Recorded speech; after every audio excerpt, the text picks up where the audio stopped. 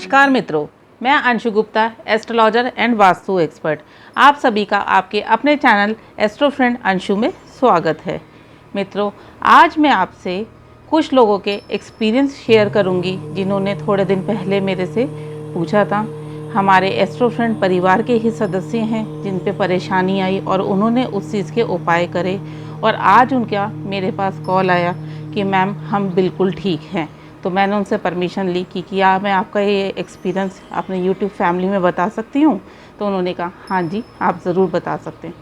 तो मित्रों, मेरे पास 15 दिन पहले एक व्यक्ति का कॉल आता है कि मैम मेरे परिवार में कोरोना हो गया है, जिसकी वजह से हम लोग बहुत परेशान हैं, बहुत ज़्यादा दुखी हैं, घर का माहौल बहुत ख़राब हो चुका है।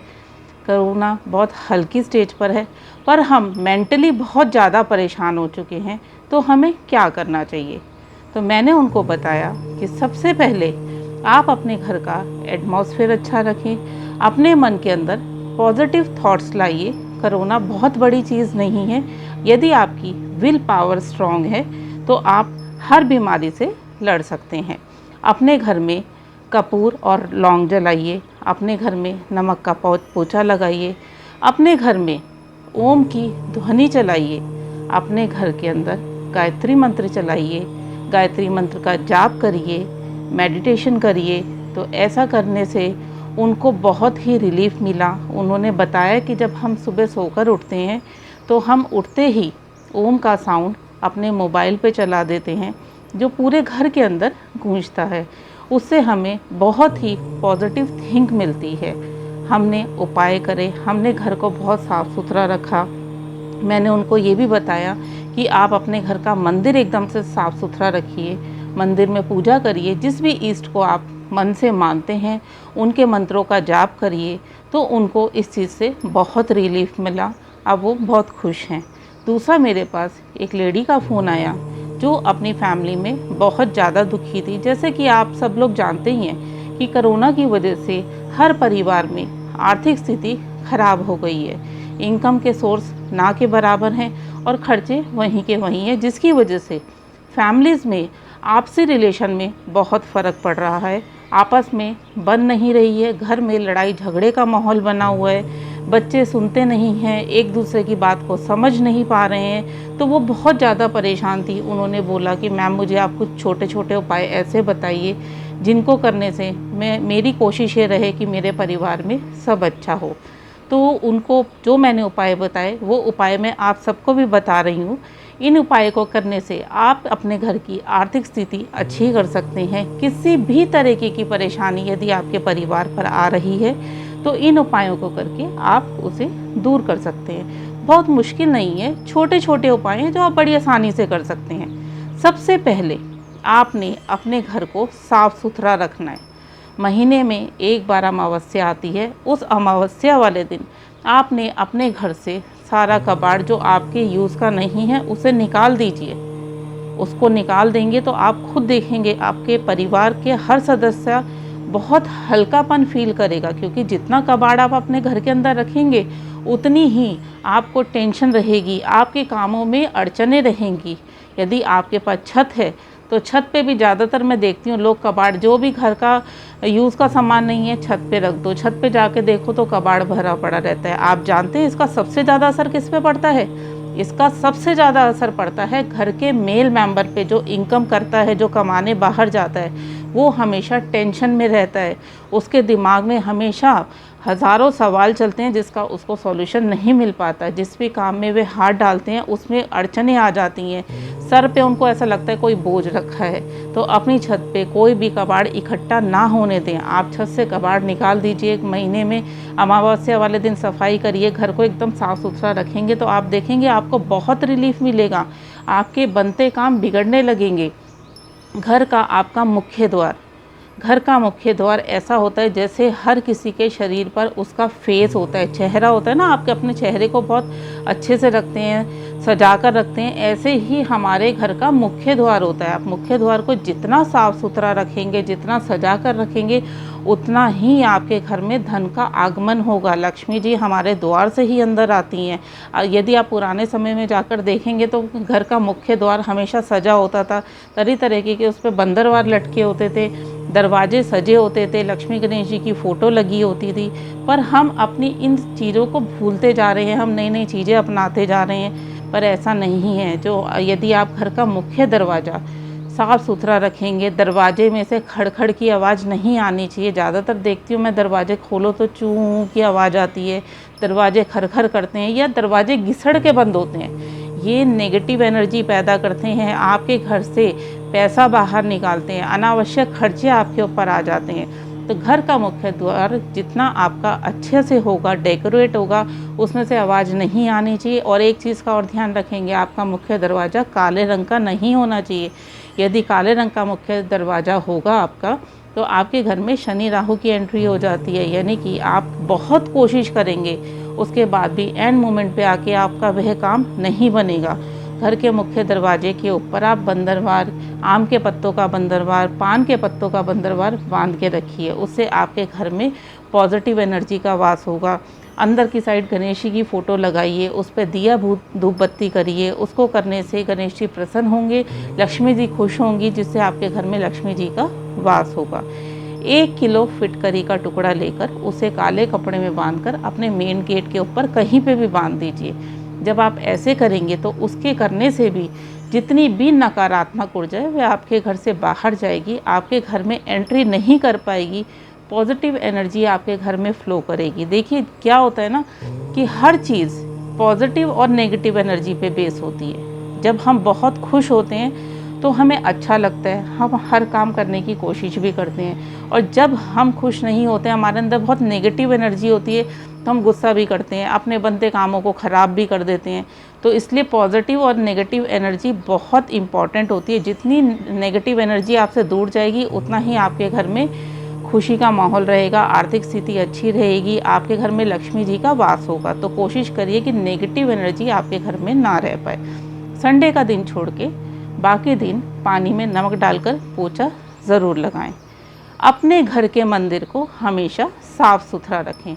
मेरे पास जिस लेडी का फ़ोन आया, उन्होंने बताया मैम मैं जॉब करती हूँ, तो मैं अपना मंदिर ना महीने में 1 बार साफ़ करती हूँ या 2 महीने में 1 बार साफ़ करती हूँ। ऐसा नहीं है, बहुत गलत है।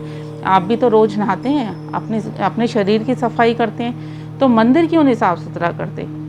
मंदिर के अंदर जितनी भी डस्ट जमेगी, उतना ही मंदिर में जो पॉजिटिव एनर्जी फ़्लो करती है, फ़्लो करना बंद कर देगी। कई बार आप लोग ही कहते हैं ना कि मैं भगवान की बहुत पूजा करता हूँ, पर भगवान मेरी नहीं सुनते हैं। ऐसा क्यों? क्योंकि आप अपने मंदिर पर ध्यान नहीं देते हैं। भगवान जी को नहलाइए, मंदिर एकदम साफ़ सुथरा रखिए, मंदिर में अंधेरा नहीं होना चाहिए, मंदिर में काला रंग यूज़ नहीं होना चाहिए, जितना हो सके पीला रंग यूज़ करें। मंदिर में दिया बत्ती दोनों समय होनी चाहिए।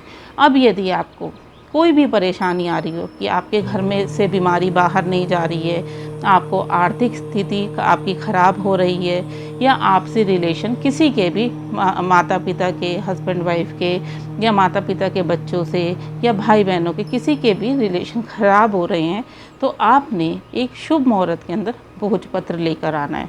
उस भोजपत्र के ऊपर आपने हल्दी और चंदन को मिलाकर जिससे भी रिलेशन ख़राब हो रहे हैं उनका नाम लिखना है, और नाम लिख के आपने परेशानी लिखनी है कि क्या प्रॉब्लम आ रही है। जैसे हस्बैंड वाइफ के रिलेशन ख़राब हो रहे हैं तो आप उनका नाम लिखिए कि मेरे अपने हस्बैंड के साथ अच्छे से नहीं बन रही है, या मेरी अपनी वाइफ के साथ अच्छे से नहीं बन रही है, या माता पिता के साथ अच्छे से नहीं बन रही है, वो उस पर लिखिए।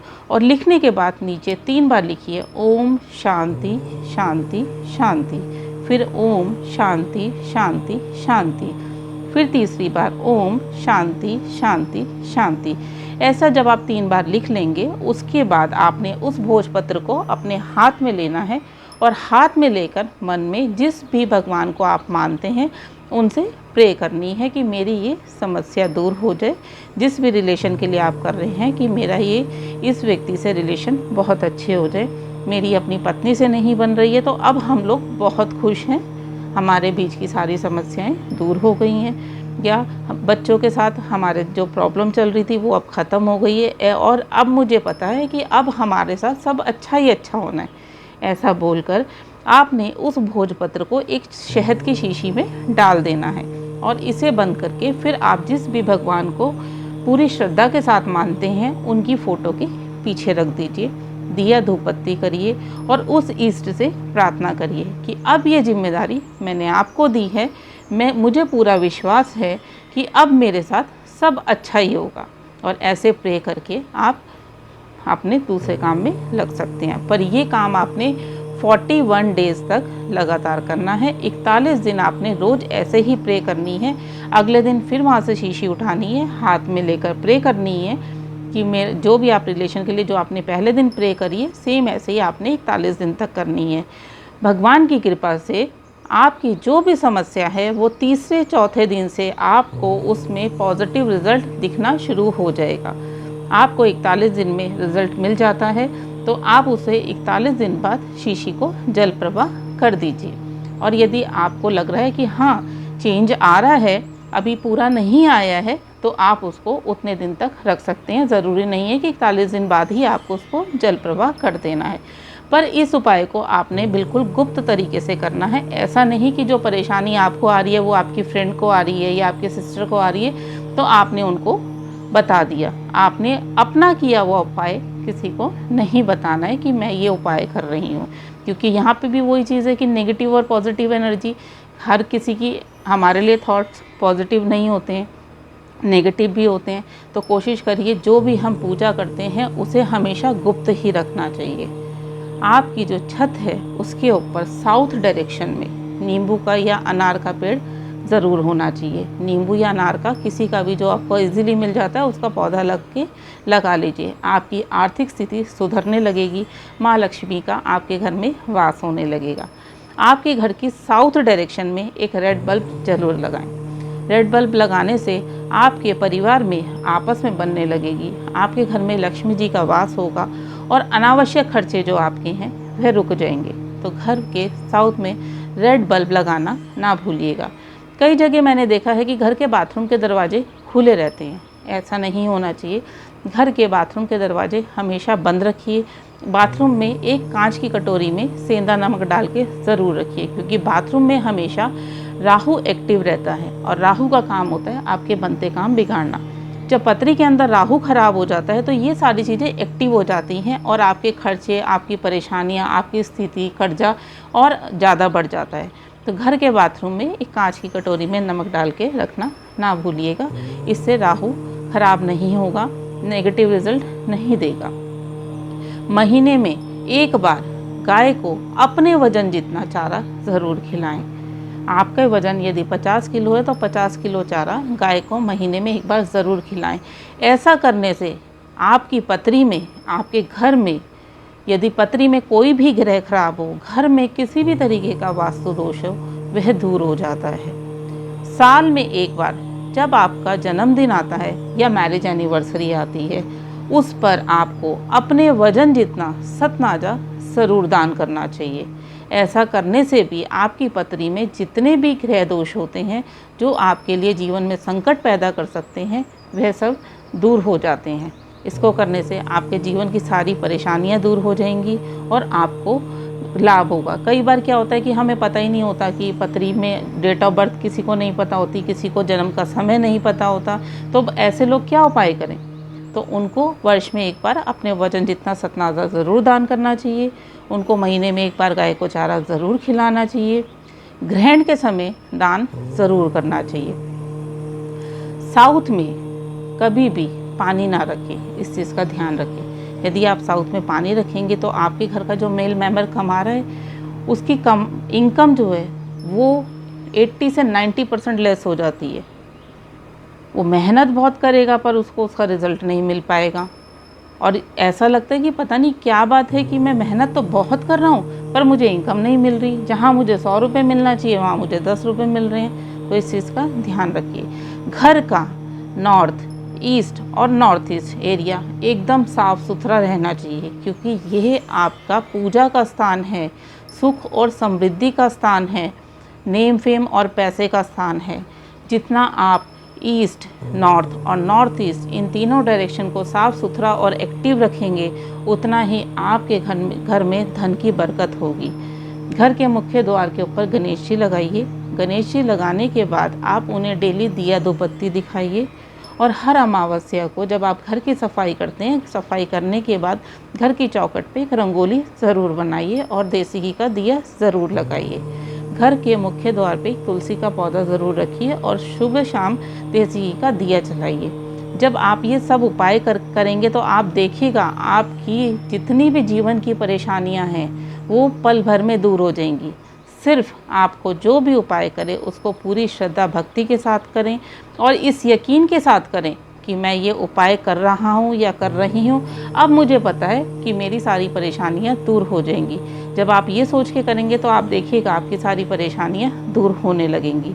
तो मित्रों, यह थी जानकारी कि जीवन में आने वाली किसी भी तरीके की परेशानी हो तो आप उसे छोटे छोटे उपायों से किस तरीके से दूर कर सकते हैं। तो वीडियो अच्छा लगे तो लाइक करना ना भूलिएगा। आप किसी भी विषय पे जानकारी चाहते हैं या आपको कोई उपाय समझ ना आया हो तो आप मेरे से कमेंट बॉक्स में लिखकर पूछ सकते हैं। मेरा नंबर भी है, आप व्हाट्सएप पे भी पूछ सकते हैं। वीडियो को ज़्यादा से ज़्यादा शेयर करें क्योंकि हो सकता है कि आपके ज़रिए किसी और की परेशानी भी हल हो जाए।